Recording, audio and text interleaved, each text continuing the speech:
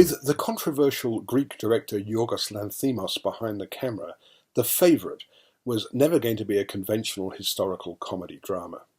The lacerating wit and weirdly comedic visual style of the man who made such varied cinematic challenges as Dogtooth, Sydney Film Festival Award winner Alps, The Lobster, and The Killing of a Sacred Deer, now comes up with perhaps his finest achievement to date, a wonderfully entertaining yet cheerfully misanthropic tale of ambition, lust, and the abuse of power in the court of the last Stuart monarch, Queen Anne, whose reign lasted from 1702 to 1714, and who was, because she died childless, succeeded by George I, the first of the Hanoverians.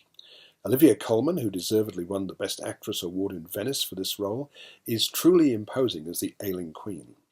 Anne is a rather isolated figure. Her husband, Prince George of Denmark, whom she married in 1683 when she was 18, died in 1708, and although she had 17 pregnancies, not one of her children survived into adulthood.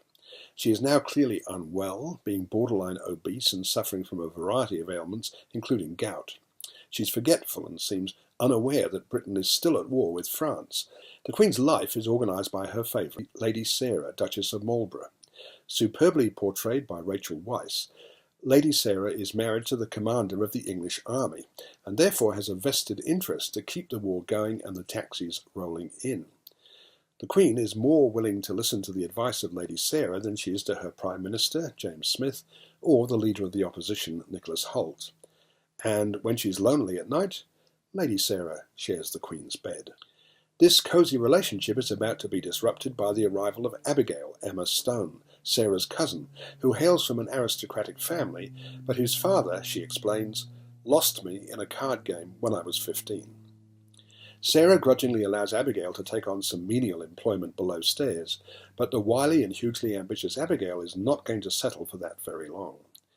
And so the film turns into a sort of 18th century variation on Joseph L. Mankiewicz's 1950 classic All About Eve, as Abigail sets about usurping Sarah and taking her place in every way as the Queen's favourite.